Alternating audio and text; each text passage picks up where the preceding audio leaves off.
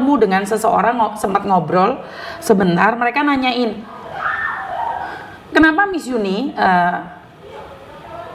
besuk orang sakit? Wah, ini saya nggak tahu ini follower saya atau hater saya. Dia ketemu dan menyapa saya, Miss Yuni, Miss Yuni itu siapa sih? Kenapa besuk orang sakit? Terus, ya Mbak, soalnya saya ada waktu, saya bilang seperti itu. Emangnya nggak ada organisasi yang di Hong Kong? Kenapa Miss Yuni yang muncul? Saya cuma nanya, loh, saya bantu orang, nggak perlu dikontrol dengan siapapun kan? Iya, tapi karena Miss Yuni nggak tahu di luar itu ada beberapa organisasi yang sangat bagus. Mereka itu membantu orang dan nggak diekspos. Terus saya nanya, loh masalahnya di mana Mbak? Ya karena Miss Yuni ngomong langsung ke saya loh. Ngomong secara langsung sama saya. Tadi ada beberapa mbaknya itu foto sama saya. Setelah itu ada orang yang datengin saya. Jadi saya dipertanyakan, saya itu sebagai apa, kenapa harus datang ke rumah sakit? Bingung saya Mbak. Kadang-kadang saya tuh bingung dengan pertanyaan-pertanyaan bahwa ada orang yang nanyain saya itu siapa, kenapa saya harus besuk orang.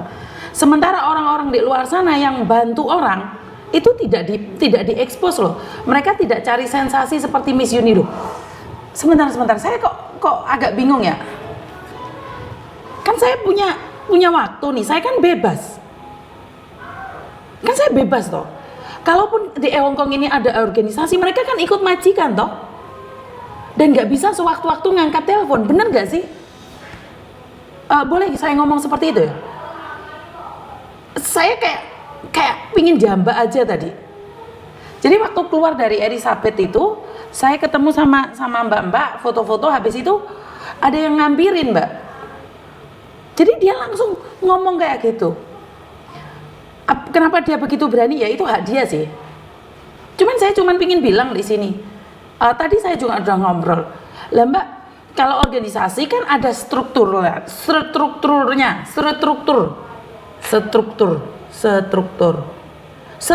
organisasi. Ada ketua, ada pimpinan, ada sekretaris, ada bendara, ada seksi ini, seksi itu. Dan saya nggak punya siapa-siapa gitu loh. Kan seharusnya saya nggak perlu diperdebatkan. Mereka tidak diekspos, itu kan masalahnya mereka. Lah jangan nanya sama saya kenapa kok mereka tidak diekspos, kenapa Miss Yuni yang diekspos. Lah ini media saya Mbak. Boleh dong saya mengekspos. Yang saya tanya kok yang bikin curhat ya langsung aja ngomong.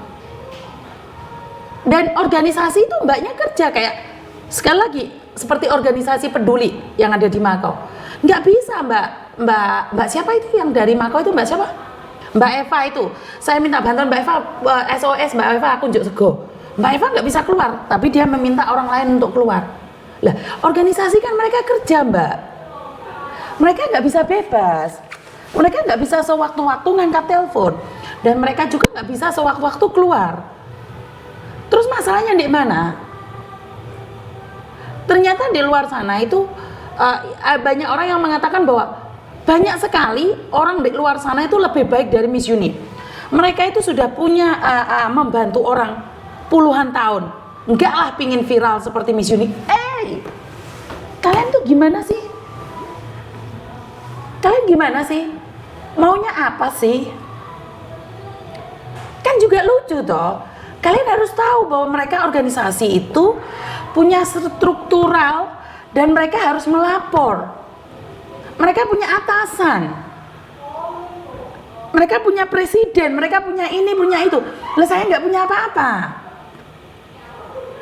Benar nggak? Jadi kalian itu membantu orang secara terorganisir. Terorganisir. Lah saya nggak sakarepku Mbak. Aku gelem nulung ya nulung, nggak gelem nulung ya gak nulung saya. Terus keuangan itu dari siapa? Dari kalian dan juga dari YouTube. Lah duit itu mah tak kene sapa-sapa ya sak senengku toh. Wah aku ora usah laporan di atasan. Cuman laporan saya ke netizen. Rek aku untuk duit sakmene, rek aku untuk duit 30 juta, rek aku untuk duit 80 juta, rek aku untuk duit 5 juta. Saya itu lapornya pada Badan Intelijen Netizen. Lah ini yang saya Saya heran kan, karena saya nggak punya majikan, Mbak. Saya bebas, saya mau kemanapun, kapanpun itu boleh. Benar nggak sih? Oke, kalian bilang saya cari muka, nolong orang kok diekspos. Nah sekarang zamannya diekspos, Mbak. Kalau nggak diekspos, temen kalian yang ada di Mako kelaparan, mereka makan nggak sih? Ada yang tahu nggak itu saudaramu di Mako itu lagi kelaparan? Satu lagi, temenmu yang ada di taman tengah malam yang diusir suaminya itu, kalau nggak lewat media sosial terus sekondi. Jadi udahlah, jangan memperdebatkan, jangan benturkan saya. Saya tuh tidak ada masalah dengan organisasi yang ada di Hong Kong, bahkan mereka juga tidak mempermasalahkan saya. Saya rasa organisasi pun nggak mempermasalahkan saya. Yang mempermasalahkan ki Mbak yang nggak tahu organisasi itu apa, Mijun itu apa. Jadi saya dengan organisasi itu tidak bermusuhan sama sekali loh, Mbak. Lu saya digandeng Mbak Eva ya golem aku digandeng. Lah masalah nek gak enek sing gandeng aku ya masa aku moro dhewe harus nggih surat laporan kan ya gak iso, karena Miss Uni bukan organisasi terstruktur. Saya itu punya badan intelijen netizen, itu aja, nggak lebih dari itu. Jadi saya pingin kemana ya kemana, pingin nyumbang no duit ndek iku ya ndek iku, pingin nyumbang duit ndek ini ya tak kayak duit ndek iku. Saya nggak perlu laporan ke siapa-siapa. Jadi saya bukan siapa-siapa. Jadi saya punya dana 100 juta. Diambil Bu almarhumah Bu Admini 86 juta. Diambil Melisa 30 juta. Diambil almarhum Faiz 20 juta. Ya udah kita berikan. Enggak kok, kita nggak perlu laporan sama siapa-siapa ya, teman-teman ya. Aliat Suryanti, terima kasih sawerannya. Jadi saya cuma influencer saja. Saya bukan siapa-siapa. Jadi buat teman-teman ini jangan salah paham, terus jangan benturkan saya ya. Jangan benturkan saya dengan organisasi, karena saya tidak ada permusuhan dengan organisasi. Ini personal saja yang tidak menyukai saya. Saya rasa organisasinya tidak ada masalah dengan hadirnya saya kok. Saya rasa organisasi tidak memusuhi saya kok. Karena menurut pendapat saya dan organisasi itu beda. Organisasi terorganisir dan mereka tertutup. Jadi masalah mereka itu tidak akan diekspos. Jadi kalau kalian laporan sama organisasi itu sangat bagus. Kenapa? Karena tidak diekspos dan data-data kalian itu terrahasia. Rahasia banget. Lah adik saya diobol-obol, siap dibully, siap diamuk, siap diajar. Itu kalau di tempat saya ya. Jadi beda ya. Kalau saya satset iyo ora le ora wis ngaliyo. Paham ya? Jadi gini loh, kita beda dan saya tidak bermusuhan dengan mereka. Tidak ada satu organisasi pun yang menyakiti saya, kecuali orang-orang tertentu saja. Tapi saya rasa itu bukan organisasinya, tapi personalnya. Karena selama ini organisasi manapun gak ada yang nyenggol saya, kecuali personal mereka. Personal mereka mengatakan bahwa saya influencer yang mencari uang. Iya, memang saya cari uang. Benar yang mereka katakan itu tidak salah. Benar 100%. Kalau hari ini saya nggak punya uang, nggak mungkin saya bisa ada di tempatnya Murni. Kalau hari ini saya nggak punya uang, saya nggak akan di tempatnya Aris. Kalau hari ini saya nggak punya uang, saya nggak akan datang ujuk-ujuk ke tempatnya Mbak Solikem. Semua butuh uang, Mbak. Semua butuh uang. Semuanya butuh uang. Uang bukan segalanya, tapi segalanya butuh uang. Jadi kalian selalu mengatakan bahwa Yuni itu cuma cari cuan saja. Iya, konten saya itu cari cuan. Tapi cuan-cuan yang saya dapatkan, pundi-pundi yang saya dapatkan, saya berikan pada orang-orang yang menurut saya membutuhkan. Terus apa bedanya dengan mereka? Mereka nggak butuh uang. Mereka nggak butuh uang, tapi mereka punya organisasi yang terstruktur. Punya organisasi yang terstruktur. Mereka pastinya ada donaturnya dong. Untuk sebuah organisasi, untuk beli buku kan ada sesuatunya dong. Benar nggak? Kalau tujuan kita sama, membantu, sebenarnya siapapun yang membantu kan nggak ada masalah toh. Benar tidak? Jadi sekali lagi, Miss Yuni itu bukan organisasi. Miss Yuni bahkan kalau dibandingkan dengan organisasi, itu Miss Yuni yang paling jeblok nomornya. Nggak ada bandingannya. Karena organisasi itu berdiri dari berapa tahun mereka bilang? 20 tahun, sejak 20 tahun yang lalu saya dibantu ini loh. Nggak pernah tuh dia expose cerita ke sana ke sini. Yuni lihatan Yuni. Alah, baru jadi influencer baru aja sudah mentang-mentang loh. Nggak bahaya tak? Kenapa saya bilang seperti itu? Karena memang uang itu saya berikan pada orang lain. Saya berikan pada orang-orang yang membutuhkan. Jadi saya minta maaf ya buat teman-teman ya. Kadang-kadang kalian harus sadar, harus tahu. Minta tolong ojo ngoyok. Karena saya manusia biasa.